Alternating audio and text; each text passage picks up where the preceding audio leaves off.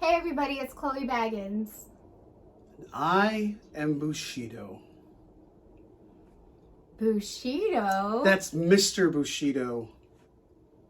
It's all of you. You're gonna wear that out. No, it's gonna be a t-shirt one day. You wish. Whatever. Anyway, today we are talking about A Christmas movie staple tradition. A Christmas Story. Christmas Story. You'll shoot your eye out. You'll shoot your eye out. You'll shoot your damn eye out. I always wondered where that came from, to be honest. This was my first time watching it today. Yeah, like in its entirety. In its entirety. I had always seen it on... You never saw it back in the 80s, huh? No, I mean, it was on TV. It was always on TBS. Remember TBS? Yeah, like there's always a channel every year that has it on loop for the entire Christmas day. So I knew bits and pieces, like the best friend getting his tongue stuck. I knew about the pink bunny outfit. I knew about the sexy thigh lamp. Yeah, see, all those things have become like iconic in pop culture. Yeah, I had just never seen it start to finish in one sitting. So now that you have, all these years later, what did you think? It made me chuckle. Right. I loved the little brother. Randy. Randy was funny. Who's mommy's little pig? Oh, man. I hate stuff like that, too. I hate it when, like, kids play with their food or it's all coming out of their mouth. Oh, it's so gross, man. Papa Bushido would have never stood for it. No, but the little kid was funny. Yeah, it's funny for the movie. I think it's hilarious. I really liked when the mom stuck him in all those winter clothes. Oh, God, like the bulletproof snowsuit. Yes. Poor kid couldn't even breathe, let alone walk down the sidewalk. Did the mom love Randy more than she loved Ralphie? Well, you know, like... Because Ralphie usually moms are more, like... over-coddling. For the baby of the family, for, like, the younger sibling. So Bushido here is the youngest. Were you over-coddled like that? Did your mom... Mama Bushido was always very affectionate. I'm not talking about affection. I'm talking about over-bundling you. Like, no, I mean, like, she was loving and affectionate, but not like, oh, you'll get cold. She was like, you're going to get sick if you don't listen to me. And so we listened. But I think what's so effective about the movie and that it's still so relevant, especially now in the 21st century, is that the movie focuses on the experience of Ralphie. It's the story's told through his eyes and his experience. And, you know, how many of us, you know, around Christmas time, we're not hoping and praying that we're going to get the one thing or two things that we really, really, really wanted. We had our eye on in the store. You know, like for us growing up in the 80s, there was no internet. So for us, it was like what we saw on catalogs. On like Sears and JCPenney catalogs, service merchandise, commercials we'd see like after school during cartoons and Saturday mornings. You know, for us, it was like, for me, it was Transformers and Voltron, Nintendo games. But who cannot relate to that? You know, whether you're born in the 70s, the 80s, the 90s, you know, I'm sure for 90s kids is what, Nintendo 64. That was the big thing, you know? I mean, for us too, we were still teenagers at that time. But I think that's what makes it so good is that we can all relate to Ralphie. You know, like throwing little hints at his parents, sliding the thing in his mom's magazine for the BB gun. You know, like for us, it'd be like, oh, there's like a page out of service merchandise catalog with, you know, with all the Ninja Turtles on or all the Autobots. You know, we have stuff circled of which ones we want, you know. That's not what I did. What did you do? I used to just flat out tell my Mom, can you tell Santa I want a light bright for Christmas? Yeah. My mom never... Like, she never had to guess what I wanted. Yeah, I was very vocal. Yeah, Papa Bushido was really in tune with the stuff I was into. Like, he knew exactly. Well, I'm pretty sure our parents wanted to play with them, too. Yeah, for me, I think when my dad realized that I was into, like, super robots and Transformers and video games, he kind of lived vicariously through that.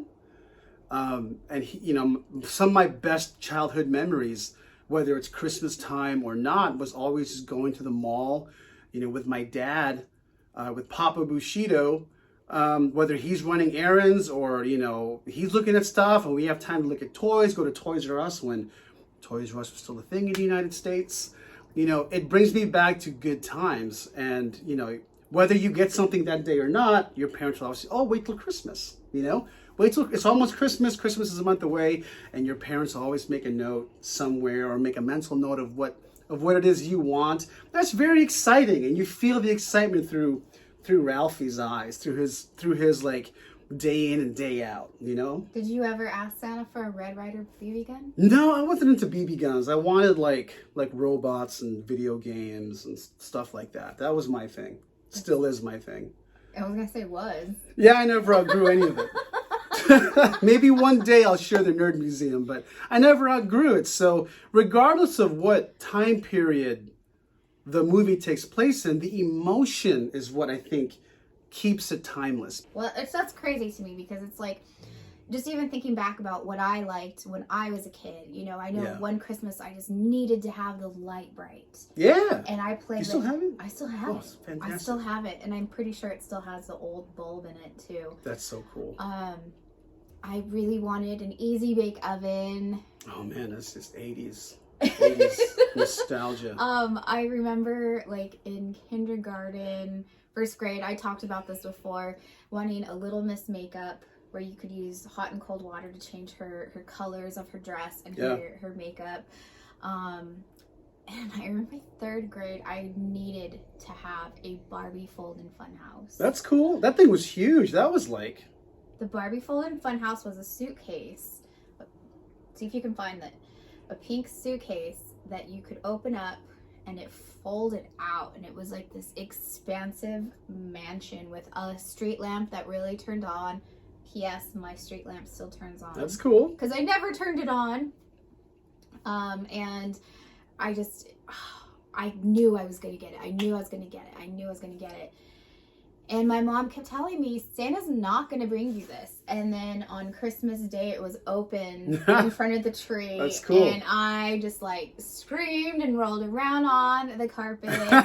And like Randy, I fell asleep shortly thereafter. See, I think this is the whole point of the movie, is that when you watch the movie, it like invokes these kinds of conversations and storytelling, whether it's you're watching with your friends, or like for us 80s kids who have children, you know, you're probably telling stories like this to your kids who are watching it with you. And that's the beauty of the movie. When I was your age. Well, yeah, not so much, when I was your age, but it's like, you know, I imagine, you know, kids that are really sharp and pay attention, they're turning around, look at their mom and dad, and be like, Dad, Mom, did you want a BB gun, or did you want something as crazy as Ralphie did, when they're watching the movie?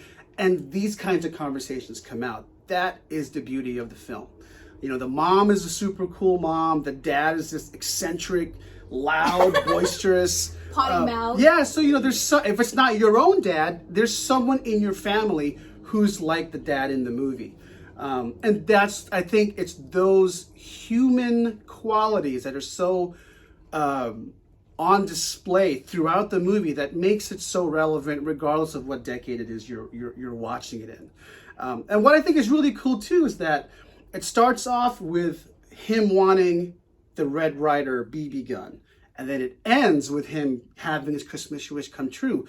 But in between, it becomes like a slice of life for Ralphie and his brother. It's not just, Christmas, Christmas, Christmas, Christmas. They're dealing with homework. They're dealing with the leg lamp. They're dealing with the bully. Those bullies. You know, it's not, it's like, this is like the stuff kids, even today, they still deal with bullies. Yeah. You know, there's still stuff that they're into. They still got to stress out with homework. Kids double dog, triple dog. Yeah, and it's like, I thought it was so cool that Ralphie would just like have these crazy daydreams and get lost in his own fantasies. It's like, well, I used to do that. I still do that. But we used to do that as kids. It's like, whether it's about something you want or... You'll see. Yeah. I'm going to go blind from soap poisoning. Exactly. So I think those are really cool things about the movie that, it's no wonder it's still such a beloved film to this day. Yeah, what would you give the movie? I think I would rate this 6 out of 10 Baggins. 6. I didn't love it per se. There was some funny parts, but there was really no point to the story. Like, there was no... It's a Christmas story. I know, but I know so many people that love it and think it's like the best movie ever. Some people have like replicas of the leg lamp. Yeah, like I get it. If you liked it, maybe your family was just like that, or I don't know. I don't have siblings, so I didn't know what that was like. Yeah, but you had excitement coming into Christmas. I guess. Yeah. Yeah, I mean, it's a good movie. I recommend watching it. There are some very funny parts, some very endearing parts. But it's not my favorite Christmas movie. Yeah, okay, that's cool. That's cool. And plus, this is your first time finally watching it. Yeah. And it'd probably be different if, you were a kid in the 80s and you watched it. And I loved it then. Yeah. I'm sure nostalgia will play a big part in people's feelings for it. That's probably what, a lot of people feel to this day is that they watched it when they were little, and it's something that they've continued to watch every year. Yeah. Since. So, What about you? I would give it a 7 out of 10 Bagginses. Okay. Yeah. It's something I watched in the 80s, like Baggins said. It's not particularly my favorite Christmas movie, but I can relate 1,000% to Ralphie's trials and tribulations he goes through in this movie. The drama of wondering if I'm going to get this beloved Christmas gift that I've been fantasizing about since. So for those of you guys who watch it, share down below, what was your insane Christmas experience as a kid in regards to that one beloved item you just were praying to God that you would get? And what was it? And did you get it? And if you didn't get it, tell us anyway. It's still, it's still a Christmas story. Did you end up getting it as an adult now that you have money and the ability to buy whatever you want? Yeah, like a lot of kids that are in our generation who are grown-ups now, the ones who may not have had those toys, man, they're getting it now. Not that they got their own play money, Oh, for sure. Like, I think there was one that I really wanted, that life-size Barbie. Do you remember? It was like my size. Yeah. It's called My Size Barbie. Yeah. And my mom did not want to buy it for me. I think it kind of creeped her out, to be honest. Oh. And so I never got it. I probably would not buy it now, but if I had a daughter, I would definitely buy it for her. Yeah. Because I just thought it was so cool. You could share clothes with your doll. That's true. You could. You could. I mean, I could do it now, but... And so the movie is called A Christmas Story, and here we are sharing our Christmas stories. Yes. That is the point. And if this movie invokes those kinds of conversations, the movie has done its job. Absolutely. Yeah. So thanks for coming back and hanging out with us for a little bit.